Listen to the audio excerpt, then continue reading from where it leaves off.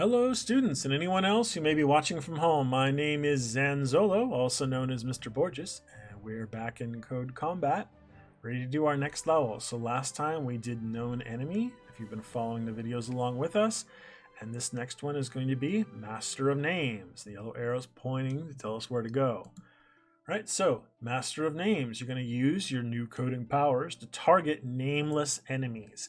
And variables are going to make a little bit more sense, because not all enemies have known names anymore. I'm going to go ahead and click these glasses. New piece of equipment gives us a new method that we can use. And that new method is called Find Nearest Enemy.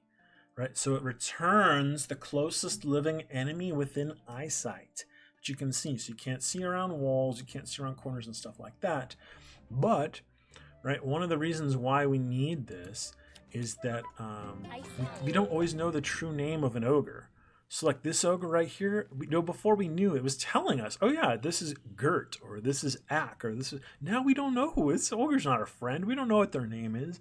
We need to attack them anyway, right? So what we can do is we can use a variable to hold information about who the nearest ogre is, and then we can attack whoever the nearest ogre is without even knowing their name. And that's the idea. We're going to go ahead and do it, and it'll help you get the hang of it. So, variables contain information to be referenced later. You can assign a new variable to a variable, you can assign a new value to a variable anytime you want. So, we're going to use Find Nearest Enemy. It's a new method that we have to target the nearest enemy. And then we can save that enemy into a variable. So here's an example of them doing that. They're going to create a variable called closest enemy. It's going to be set equal to something. What is it going to be set equal to? Right? The hero. It's an instruction for the hero. The hero is going to find the nearest enemy and then save that nearest enemy into a variable called closest enemy. Right? Then later on, if we want to attack the closest enemy, we can do hero.attack closest enemy. So that's the big idea, right? Our job is to defeat the ogres, and we have to survive, right? So she says, I see you, when she finds the nearest enemy. Now there's a lot of code here. Sometimes this is overwhelming for some students, right? But that pattern that we talked about is a pattern that's in here. And it actually makes it really easy. So here's the first part of the pattern. This one is completely 100% finished. It's already done, right?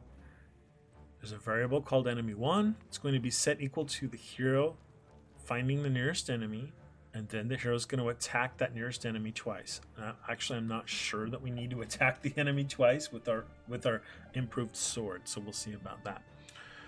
Then, right after that, here's the next one. Right after enemy 2 is defeated, then here's another example. Right, I mean, after enemy 1 is defeated, now enemy 2 is going to be set equal to our nearest enemy, and then we're going to attack enemy 2. So the first two are 100% done for you already. And all you got to do is continue following that pattern for the third ogre. Right? And so it's really just a pattern of this right here. I mean, not to like oversimplify it too much, but if you just copy, like seriously, if you just copy all this code right here and then just stick it right here, and then change, hey, this was the 2s. If you just change these to 3s, it's going to work, and you're going to be done, right?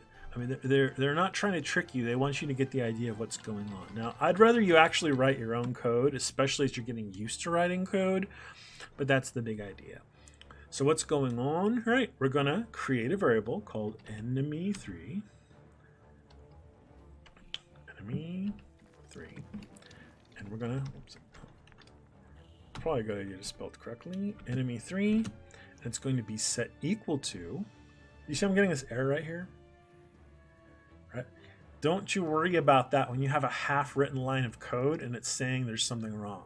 Yeah, sure there's something wrong. This is halfway written still, right? Don't worry about that till you think it's finished, right?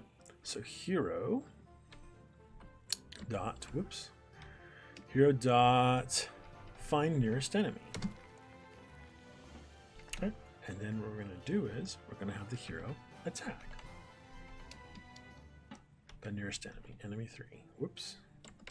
Enemy3. And actually, I don't think we need to attack them twice.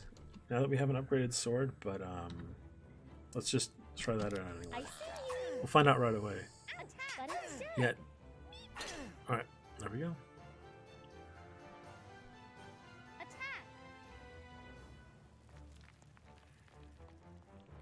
All right, so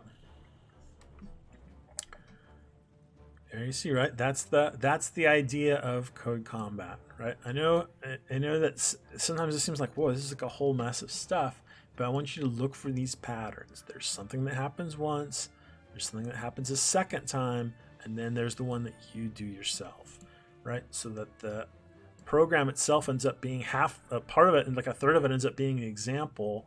Sometimes the middle part ends up being the, in this case we didn't have to do any. Sometimes you maybe do one part of this yourself and then the one that you do at the end, right? So go ahead and just start getting used to that idea and looking for that pattern that's in there. And that's it for this one. It's called Master of Names. So thanks for watching, and we'll see you next time. Bye.